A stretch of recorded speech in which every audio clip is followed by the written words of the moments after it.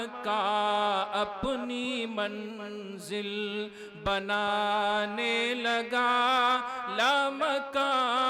اپنی منزل بنانے۔ تو آئیے آپ کو میدان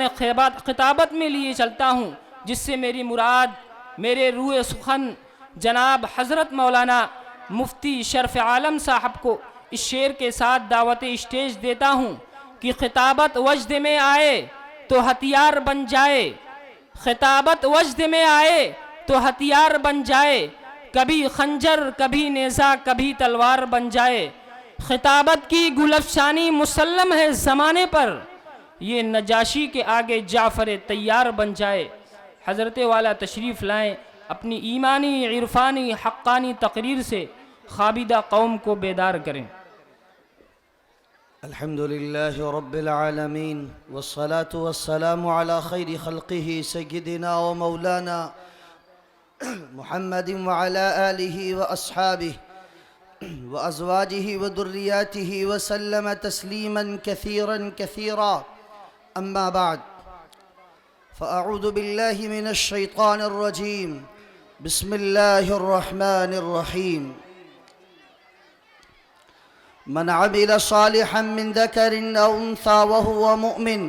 فلنحيينه حياة طيبة ولنجزينهم أجرهم بأحسن ما كانوا يعملون. صدق الله ومولانا العظيم. وقال رسول الله صلى الله عليه وسلم: بادروا بالأعمال الصالحة ستكون فتن كقطع الليل المظلم، يصبح الرجل مؤمنا ويمسي كافرا ويمسي مؤمنا ويصبح كافرا، يبيع دينه بعرض من الدنيا، أو كما قال عليه الصلاة والسلام. صدر جلسہ حضرت مولانا مفتی عبد الماجد صاحب دامت برکاتہم، معزز علماء کرام اور میرے دینی بھائیوں، ماں اور بہنوں، اللہ تبارک و تعالیٰ نے ارشاد فرمایا ہے، جس نے نیک اعمال کیے مردوں میں سے اور عورتوں میں سے اور وہ مومن بھی ہے، فَلَنُحْيِيَنَّهُ حَيَاةً طَيِّبَةً، تو اللہ تبارک و تعالیٰ کا ایک ضابطہ ہے کہ جو اللہ کا حکم پورا کرتا ہے اور اللہ کے مرضی کے مطابق زندگی گزارتا ہے، اللہ کا قانون اور ضابطہ یہ ہے کہ اللہ دنیا میں بھی اسے انعام عطا فرماتا ہے اور آخرت میں بھی انعام عطا فرماتا ہے۔ دنیا میں بھی انعام اور آخرت میں بھی انعام، اللہ کا یہ ضابطہ ہے۔ اس ضابطے کے تحت اللہ نے فرمایا فَلَنُحْيِيَنَّهُ حَيَاةً طَيِّبَةً، کہ دنیا کے اندر خوشگوار زندگی عطا فرمائیں گے اور آخرت میں اللہ وہ چیزیں دے گا، ان ٹوٹے پوٹے جو اعمال دنیا میں کر رہے ہیں اس سے کہیں بہتر، لیکن یہ اعمال صالحہ اور اللہ تبارک و تعالیٰ کے احکام کو پورا کرنے کی جو طاقت پیدا ہوگی وہ اہل علم اور اہل اللہ کی صحبت سے۔ اس لیے کہ آپ پچھلی تاریخ اٹھا کر دیکھیں، صحابہ کی سیرت پڑھیں، آپ سیدنا ابو بکر رضی اللہ تعالیٰ عنہ کی سیرت پڑھیں اور سیدنا عمر کو پڑھیں، سیدنا عثمان کو پڑھیں، سیدنا عبد الرحمن بن عوف کو پڑھیں اور سیدنا علی کو پڑھیں، سیدنا معاذ بن جبل کو پڑھیں۔ ان کے اندر جو اعمال کی کیفیت پیدا ہوئی ہے اور ایمان کے اندر ایمان اور اعمال کا کمال جو پیدا ہوا ہے وہ حضرت محمد صلی اللہ علیہ وسلم کی صحبت، کہ حضرت محمد صلی اللہ علیہ وسلم کی صحبت کے بغیر ایک لمحہ بھی رہنا ان کے لیے گوارا نہیں تھا، اور اس صحبت سے ان کے اندر وہ طاقت پیدا ہوئی کہ اعمال اور ایمان کے اندر کمال پیدا ہوا ہے، اور اس صحبت سے ان کے علم کے اندر بھی رسوخ پیدا ہوا ہے، ان کے علم کے اندر، تقوی کے اندر اور اللہ تبارک للہیت ان کے اندر جو پیدا ہوئی ہے وہ حضرت محمد صلی اللہ علیہ وسلم کی صحبت. آج بھی اللہ کا وہ ضابطہ باقی ہے، اور یہ میں نہیں کہہ رہا بلکہ خود باری الہ نے ارشاد فرمایا ہے، یا ایھا الذین آمنوا اتقوا اللہ وکونوا مع الصادقین، اے ایمان والو تقوی اختیار کرو اور سچوں کے ساتھ ہو جاؤ. اور یہ بات تو طے ہے، صحبت صالح تورا صالح کند، صحبت طالح تورا طالح کند. میرے بھائیو اور بزرگوں، آج کا جو ماحول ہے، اس ماحول میں اور آج کے حالات میں ہم علماء سے، بزرگوں سے، اہل اللہ سے کٹتے چلے جا رہے ہیں، جس کی وجہ سے نہ علم میں پختگی ہو رہی ہے، نہ خوف الہی پیدا ہو رہا ہے، نہ اعمال کے اندر پختگی ہے، بالکل دینی اعتبار سے گراوٹ پیدا ہوتی چلی جا رہی ہے. اگر علماء کا دامن پکڑیں، ان کی صحبت اختیار کریں، ان کے پاس بیٹھیں، تو کم سے کم اتنا ضرور ہوگا کہ ان کی نظر سے اور ان کی صحبت میں بیٹھنے سے ان سے تھوڑی سی بھی خوشبو اگر مل گئی اعمال کی تو آدمی کی زندگی سنور جاتی ہے.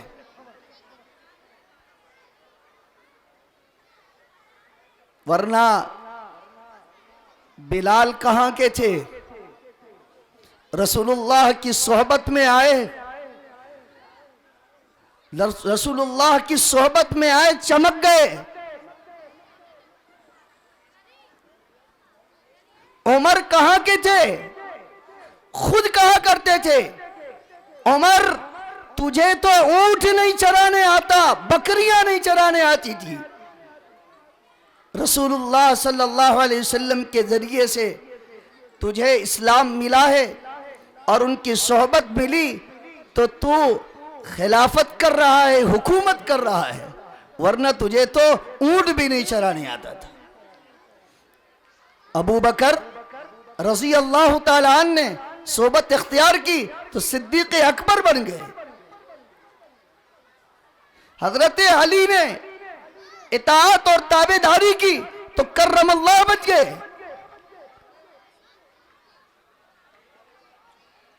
اس لیے میرا بھائی اور بزرگوں، دو بات عرض کر رہا ہوں. ایک تو یہ کہ اہل اللہ سے، اللہ والوں سے ہمارا تعلق ہو، اور دوسرا اپنے بچوں کو دینی تعلیم سے آراستہ کریں. دینی تعلیم سے آراستہ ارتداد کی ایک لہر ہے، ایک فضا بن چکی ہے، عام ہوتا چلا جا رہا ہے ارتداد. جو بچے ہمارے دینی تعلیم سے آراستہ نہیں ہیں، ان کو قرآن و سنت کے علم سے آراستہ نہیں کیا ہم نے، ان کو توحید اور رسالت نہیں سکھائی، تو وہ لا دینیت اور لا مذہبیت کا شکار ہو رہے ہیں.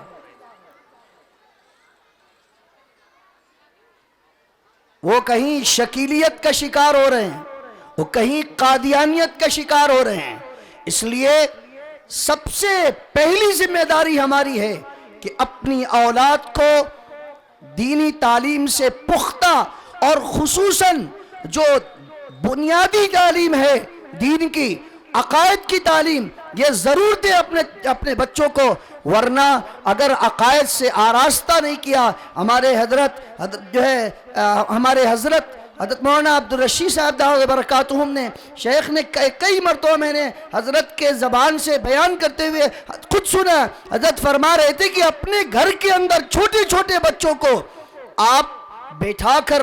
توحید اور رسالت سمجھائیں، ان سے بتائیں. خود بیٹھ کر باپ اپنے بچے کو لے، دادا اپنے پوتوں اور پوتیوں کے ساتھ بیٹھے، ان سے کہے دیکھو اللہ ایک ہے، اللہ ایک ہے، دنیا کو اللہ نے بنایا، کائنات کو اللہ نے بنایا، اللہ روزی دینے والا ہے، دنیا کو چلانے والا اللہ ہے، اور حضرت محمد صلی اللہ علیہ وسلم یہ آخری نبی ہیں. یہ توحید اور رسالت کی باتیں اور موٹی موٹی بنیادیں، موٹے موٹے عقائد چھوٹے چھوٹے بچوں کو باقاعدہ رٹایا اور بتایا جائے، ذہن نشی کرایا جائے. اور ہمارے مکاتب کے اندر الحمدللہ مدارس کے اندر یہی تعلیم دی جاتی ہے۔ اس لیے میں کہتا ہوں کہ اپنے بچوں کو 100% بچوں کو مکاتب سے مدارس سے ضرور جوڑیں آپ 100% بچوں کو مکاتب سے مدارس سے ضرور جوڑیں۔ اگر میں بالکل یقین کے ساتھ یہ کہہ سکتا ہوں اللہ پر بھروسہ کرتے ہوئے کہ جو بچے مکاتب سے جڑ گئے، بنیادی تعلیم انہوں نے دین کی حاصل کر لی، کچھ روز کچھ سال اس مکتب کے استاذ کے پاس، مدرسے کے اساتذہ کے پاس تھوڑی دیر بیٹھا اور نورانی قاعدہ پڑھا، انہوں نے قرآن کی تعلیم حاصل کی، تعلیم الاسلام جیسی کتابیں پڑھی، عقائد کی چھوٹی چھوٹی کتابیں اردو کی اور عقائد کی، اسلامیات دینیات کی پڑھ لی، تو یہ بات طے ہے کہ کوئی بھی باطل طاقت ان کو ہلا نہیں سکتی، ان کے ایمان کے اندر تزلزل نہیں آ سکتا۔ وہ ضرور ایسا محسوس ہوگا ان کے لباس سے اور ان کے چلن سے، ان کے اٹھنے بیٹھنے سے کہ شاید یہ دین سے دور ہے، لیکن عقائد دل کے اندر مضبوط اور پختہ ہوں گے۔ میں نے دیکھا ہے ایسے نوجوانوں کو جو نمازیں تو نہیں پڑھتے لیکن مسجد تک نہیں جا پاتے، لیکن یہ دیکھا کہ عقیدے کے اعتبار سے وہ مضبوط ہوا کرتے ہیں۔ اگر ان کے سامنے بات کی جائے اور ان کو سمجھایا جائے تو وہ فوراً اقرار کرتے ہیں اور آتے ہیں۔ لیکن وہ بچے، میں نے ان نوجوانوں کو بھی دیکھا کہ جو نوجوان دینی تعلیم سے بالکل ناواقف ہیں، قرآن کی تعلیم نہیں حاصل کی، انہوں نے مکتب میں کبھی نہیں گئے، مدرسے میں کبھی نہیں گئے، مسجد کا منہ نہیں دیکھا، قرآن کا منہ نہیں دیکھا انہوں نے، تو پھر ان کو اگر سمجھائیں۔ میری ملاقات ایک نوجوان 22-24 سال کے نوجوان سے ہوئی،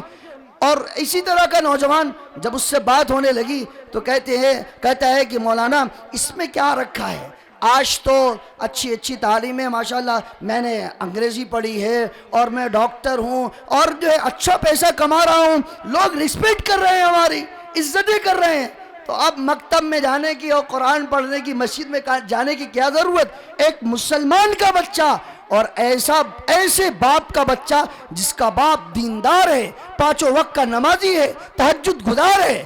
یہ بات طے ہے میرا بھائی اور بزرگوں کہ اگر دینی تعلیم سے اپنے بچوں کو اور موٹے عقائد سے جو ہے واقفیت نہیں کرائی تو وہ بچے نہ آپ کا بڑھاپے میں سہارا بنیں گے اور نہ دین کے ہوں گے اور نہ دنیا کے ہوں گے۔ اس لیے آپ حضرات سے درخواست ہے کہ اپنے بچوں کو مکاتب سے جوڑیں۔ اللہ تبارک و تعالیٰ اس مدرسے کو اور دنیا کے تمام مدارس کو دن دونی رات چوگونی ترقی عطا فرمائے، اور اللہ تبارک و تعالیٰ مدارس کو بد نظروں کی بد نظری سے اور دشمنوں کی دشمنی سے محفوظ فرمائے۔ اللہ سے دعا کریں اللہ ایمان پر قائم رکھے، ایمان پر خاتمہ نصیب فرمائے۔ وآخر دعوانا ان الحمد للہ رب العالمین۔